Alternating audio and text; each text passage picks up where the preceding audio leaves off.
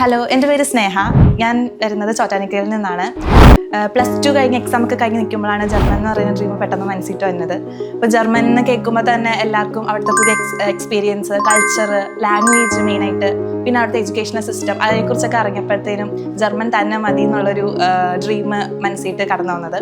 അപ്പോഴാണ് ഗ്ലാൻസെൻ്റ് അക്കാഡമി എന്ന് പറയുന്ന അക്കാഡമി എൻ്റെ ഫ്രണ്ട് എന്നെ സജസ്റ്റ് ചെയ്യണത്.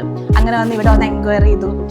ഇവിടുത്തെ ഷിൻഡി ചേച്ചി വന്നിട്ട് ഓരോ കാര്യങ്ങളൊക്കെ എല്ലാത്തിനെയും കുറിച്ച് പറഞ്ഞു തന്നു. അങ്ങനെ ഞാൻ ഇവിടെ B2 പ്രിപ്പറേഷന് കയറി. കുട്ടികളായിക്കോട്ടെ, സാറുമാരായിക്കോട്ടെ, മിസ്സായിക്കോട്ടെ, എല്ലാവരും അടിപൊളിയായിട്ടായിരുന്നു നമ്മളോട് ബിഹേവ് ചെയ്യണതും നമ്മളെ പഠിപ്പിക്കണ ആ രീതിയും എല്ലാം ഭയങ്കര അടിപൊളിയായിരുന്നു. എനിക്ക് ഏറ്റവും പ്രയാസമായിട്ട് തോന്നിയത് അവിടുത്തെ ഗ്രാമറായിരുന്നു. ജർമ്മൻ ലാംഗ്വേജിലെ മെയിനായിട്ടും മിക്കവർക്കും അതാണ് ഒരു ഡിഫിക്കൽട്ടായിട്ട് തോന്നുന്ന സംഭവം. അപ്പോൾ അതായിരുന്നു എനിക്കും ഏറ്റവും ഡിഫിക്കൽട്ടായിട്ട് തോന്നിയിരുന്നത്, ഗ്രാമർ.